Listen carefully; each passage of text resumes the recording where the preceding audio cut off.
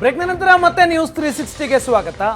ಮಧ್ಯಪ್ರಾಚ್ಯದಲ್ಲಿ Israel ಅನ್ನು ಎದುರಿಸುವುದಕ್ಕೆ Muslim ದೇಶಗಳ ಮಧ್ಯೆ ಒಗ್ಗಟ್ಟಿಲ್ಲ ಅನ್ನುವ ವಿಷಯವನ್ನು ಮಾತನಾಡ್ತಾ ಇದ್ದೆ. ಅದಕ್ಕೆ ಕಾರಣ ಶಿಯಾ ಮತ್ತು ಸುನ್ನಿ ಅನ್ನುವಂತಹ ವ್ಯತ್ಯಾಸ. ಇವತ್ತು ಇಸ್ರೇಲ್ ವಿರುದ್ಧ ನಿಂತಿರುವಂತಹ ಅಷ್ಟೂ ದೇಶಗಳು ಶಿಯಾ ಮುಸ್ಲಿಂ ದೇಶಗಳು. ಆದರೆ ಹೋರಾಟ ಮಾಡ್ತಿರೋದು ಯಾರ ಪರವಾಗಿ? ಪ್ಯಾಲೆಸ್ತೇನ್ನ ಪರವಾಗಿ. ಪ್ಯಾಲೆಸ್ತೇನ್ ಸುನ್ನಿ ಬಾಹುಳ್ಯದ ದೇಶ.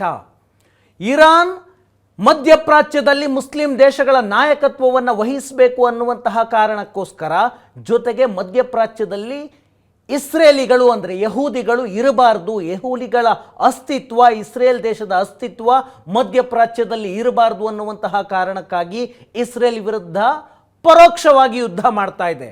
ಯಾರೆಲ್ಲ ನಿಂತಿದ್ದಾರೆ ಇರಾನ್ ಬೆಂಬಲಕ್ಕೆ? ಎಲ್ಲವೂ ಶಿಯಾ ದೇಶಗಳೇ. Iran, Iraq, Egypt.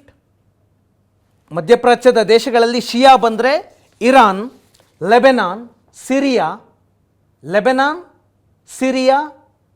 ಈ ದೇಶಗಳು ಶಿಯಾ. ಬಹರೇನ್ ಅನ್ನುವಂತಹ ಮತ್ತೊಂದು ದೇಶ ಇದೆ, ಆದರೆ ಬಹರೇನ್ ಈ ಯುದ್ಧದ ಮಧ್ಯದಲ್ಲಿ ಸಿಕ್ಕಾಕೊಳ್ಳೋದಿಲ್ಲ.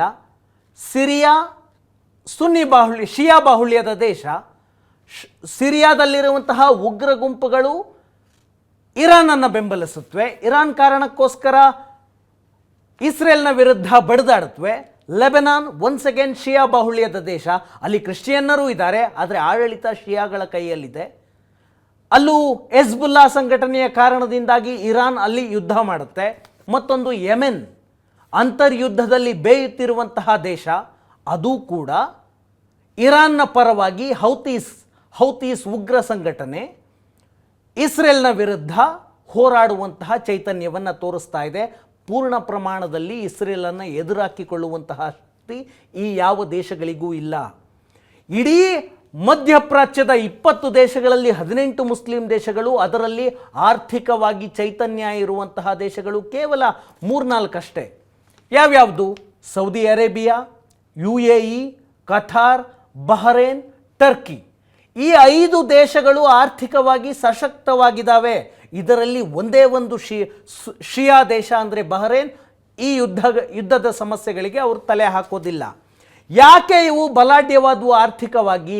ಕಟ್ಟರ್ ಇಸ್ಲಾಮಿಕ್ ನೀತಿಯನ್ನು ಕೈಬಿಟ್ಟ ಕಾರಣಕ್ಕಾಗಿ. ಯಾವ ದೇಶದಲ್ಲಿ ಇಸ್ಲಾಂ ಹುಟ್ಟುತ್ತೋ ಸೌದಿ ಅರೇಬಿಯಾ, ಅಲ್ಲೇ ಇವತ್ತು ಕಟ್ಟರ್ ಇಸ್ಲಾಂ ಇಲ್ಲ, ಲಿಬರಲ್ ಆಗ್ತಾ ಇದ್ದಾರೆ. ಆ ಕಾರಣದಿಂದಾಗಿ ಅಲ್ಲಿನ ಎಕಾನಮಿ ದಿನದಿಂದ ದಿನಕ್ಕೆ ಗ್ರೋ ಆಗ್ತಾ ಇದೆ.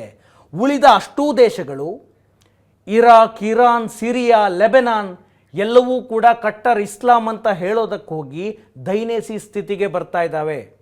ಈ ಕಾರಣದಿಂದಾಗಿ ಇಸ್ರೇಲ್ನ ವಿರುದ್ಧ ಬಡಿದಾಡೋದಕ್ಕೆ ಮುಸ್ಲಿಂ ದೇಶಗಳಲ್ಲಿ ಒಗ್ಗಟ್ಟಿಲ್ಲ. ಇದಿಷ್ಟು ಇವತ್ತಿನ ನ್ಯೂಸ್ 360.